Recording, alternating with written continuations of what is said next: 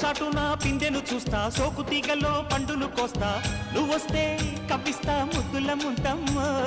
ఉక్కపోతకి ఊపిరి పోస్తా, పక్క మేకకు పంట కట్టిస్తా, ముద్దిస్తే బుక్కిస్తా మధ్యల మోతయ్యో. ఓలమ్మో పుకారులు షికారుగా రావమ్మో, ఎదలు ఏడెక్కిస్తే ఎట్టాబులమ్మో.